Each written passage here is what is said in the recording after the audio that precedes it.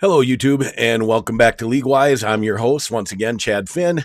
And in this video, I'll be giving you my 5 top plays for each role in the DraftKings LPL LCK slate. That's right. Finally, we're back to 4-game slates. Remember, these lock at 4 a.m. Eastern Standard Time, an hour earlier because of the extra games. So it'll be at 4 a.m. Eastern Standard Time tomorrow morning, Wednesday, June 17th. The featured matches are as follows. In match 1, we are going to have Afreeca Freaks coming in at minus 153 favorites versus Sandbox Gaming at plus 150 underdogs. In match 2, we have Invictus Gaming minus 400 favorites versus Rogue Warriors at plus 265 underdogs. Match 3 will give us Edward Gaming minus 210 favorites, minus 210 favorites versus Suning Gaming plus 150 underdogs. And in the final match, we will have DragonX coming in at plus 125 underdogs versus SKTT1 at minus 152 favorites. Before we dive in, I do want to give a quick update on how we've been doing this split. We're off to a decent start.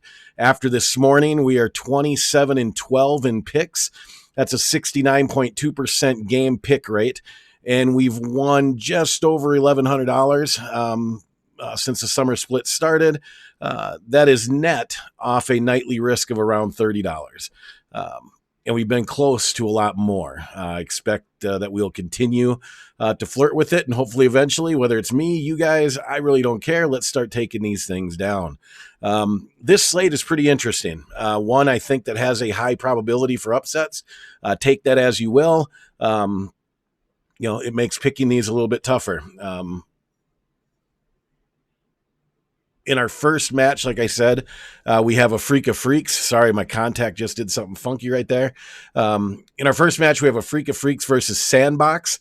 This is the kickoff of the LCK summer split. So all we have to go on is last split and kind of eye test from what we've already seen. It's also worth noting that the LCK plays at traditionally a slower pace than the LPL does. That can make certain LPL matchups more attractive from a DFS standpoint. But this is not written in stone. It's talked about a lot in the industry, and I'm not saying it's not valid. I just recommend that you keep it in the back of your mind, use it as a reference point, not necessarily a rule.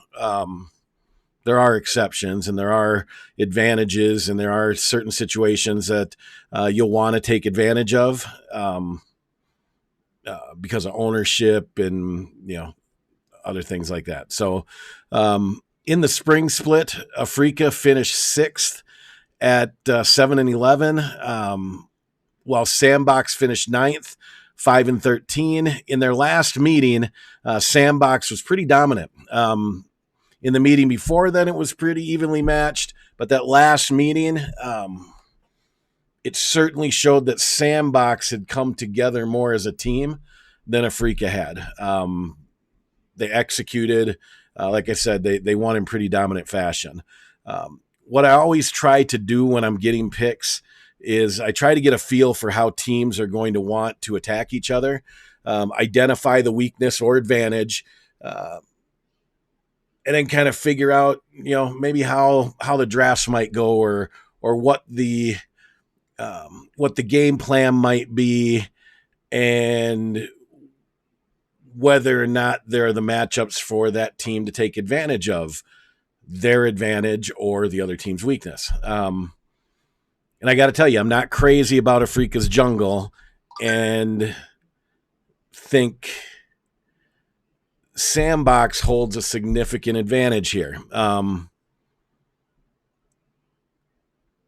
And that would spell doom for Fly and Mystic, who will probably need jungle assistance to have any chance of carrying in this one, and that is Afreeca's win condition going in. That's what they're looking to do. That's how they're looking to win games is through mid and bot.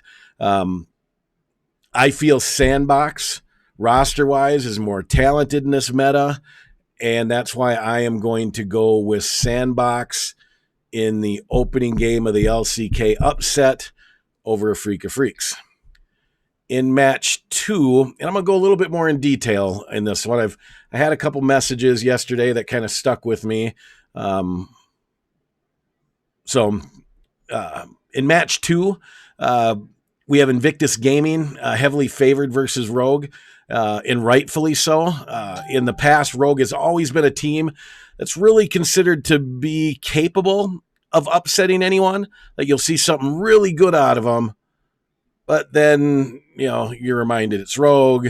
I don't even think they necessarily have the ability of upsetting anybody anymore. I think that ship has sailed, which brings us to IG. And, the question with IG this summer split is, what IG are we going to get in this next match? Like, what IG are we going to have? Is it going to be the team that dominated Suning, or do we get the one that didn't show up against WE?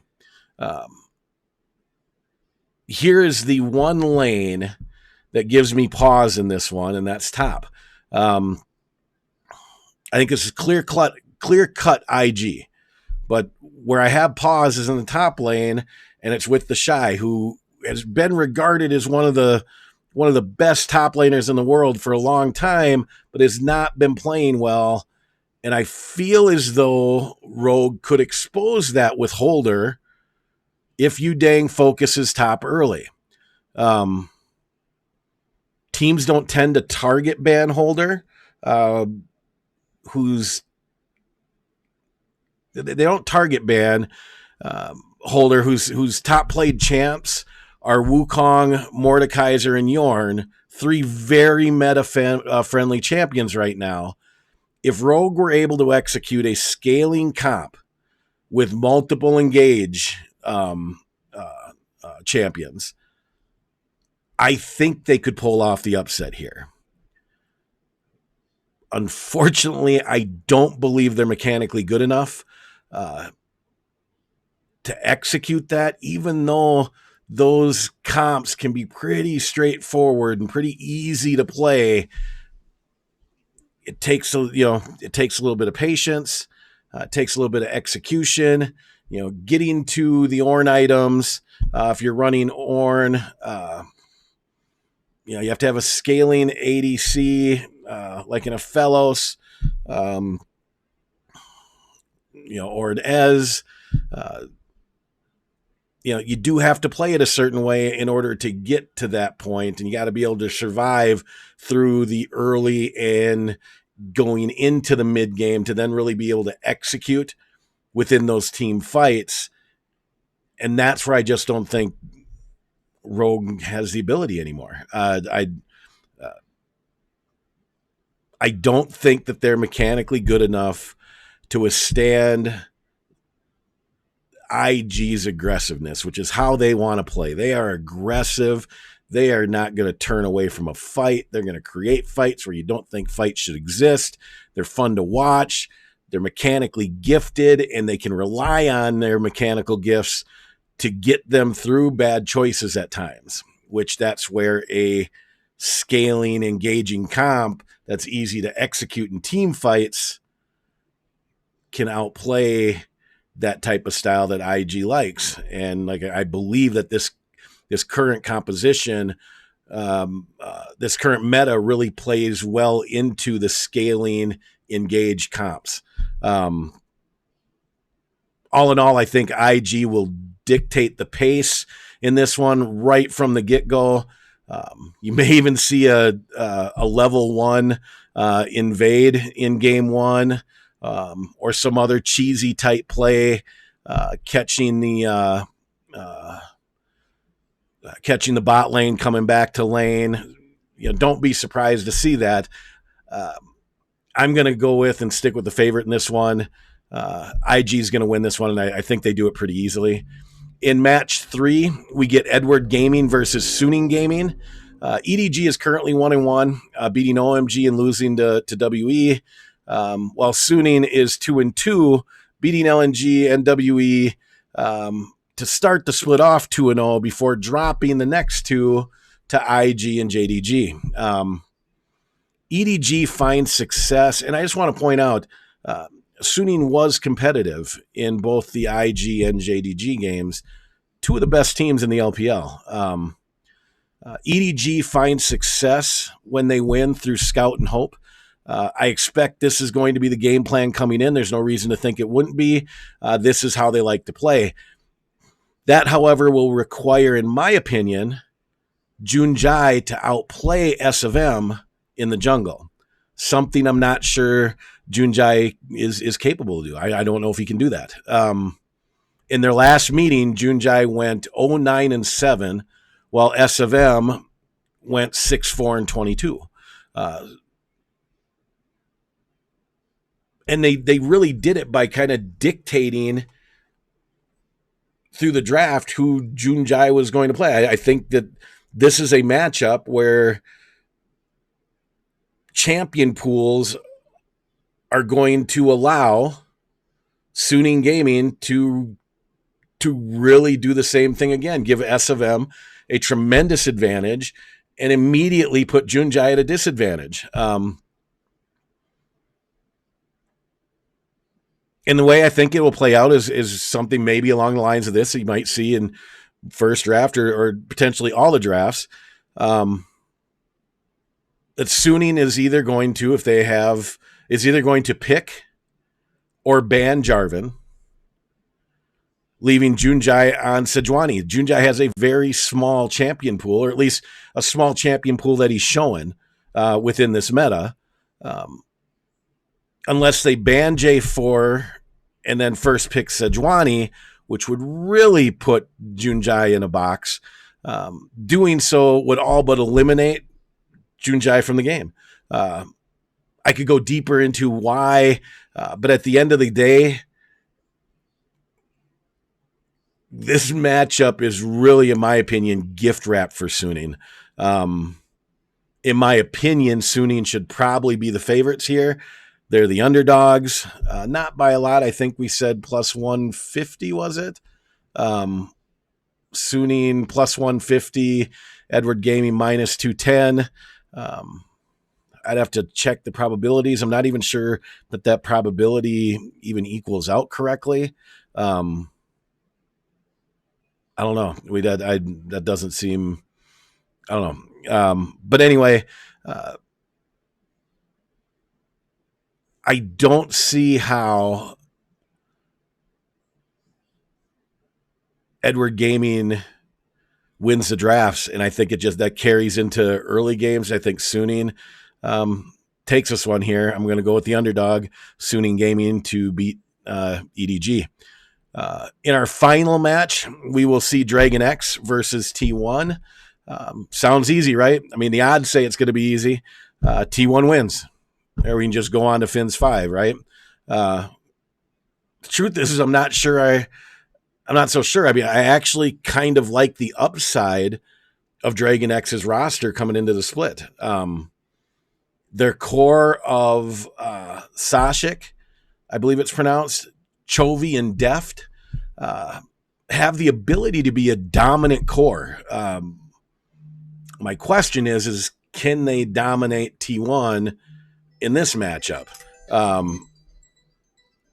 T1 has gone 4-1 versus DragonX in their last two meetings, which is really all we have to go off of.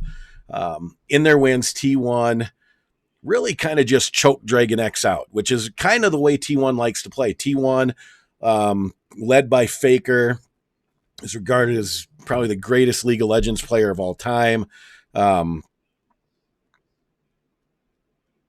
They like to slow the game down. I mean, they'll play aggressive when they have it, but they aren't overly aggressive. You rarely ever are going to find T1 in a position they don't want to be in. And, unless they're losing. I mean, that's how you beat them. You've got to take them out of their comfort zone and their pace, and you have to speed it up. You have to make them want to play more aggressive and faster. They want to do everything around objectives. lot of map control, a lot of vision control. They want to force you into mistakes. They want to force their opponents into mistakes, and then they want to capitalize on them. And they've got the experience and the talent to do so, and it's led by their mid laner Faker, who is phenomenal. With that, so T1 really just kind of choked DragonX out in their last two matches by slowing the game down, making DragonX play at a pace they're not comfortable with, forcing them to make good decisions at the right time in the right moment, and they just basically out-macroed them. DragonX is going to want to crank up the pace here. I actually think they might take game one in this, but I just think T1 is too good. I'll take the favorite here, but they are an upset alert. I mean, DragonX, if those three, Sashik, Chovy, and Def show up, this is very winnable for DragonX, which is why I'll be hedging. There could be upsets. Every one of these games could go as an upset, in all honesty. So to recap, I'm taking Sandbox, Invictus Gaming, Suning Gaming, and SKTT1. Ownership on this slate will probably be Invictus and Edward Gaming at the top, followed by T1 and Freaks, Suning, Rogue, and then DRX or DragonX and Sandbox bringing up the rear.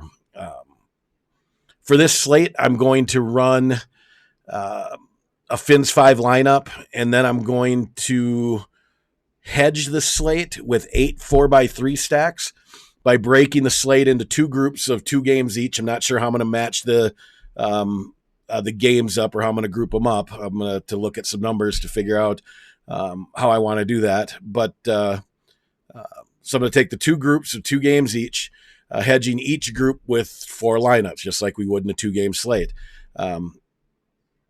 I'm going to beat this like a dead horse, and hopefully y'all are getting it.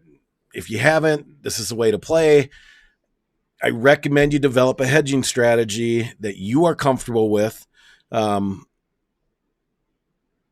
with the goal of remembering that placing is always the worst case goal. We want to do that every night, or at least give because if we're placing, or at least giving ourselves the opportunity to place, one thing goes right, we get a little bit of luck here, a little turn there, and next thing you know, you're taking down a tournament. And that's what we are looking, or you're cashing well.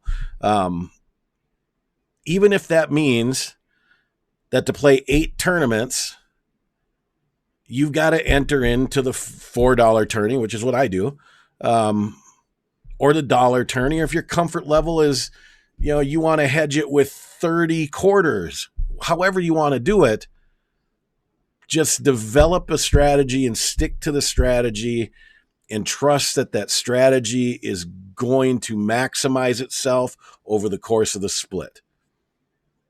That, in my opinion, is how a gambling strategy works. You can't fluctuate. You got to find what you're comfortable with.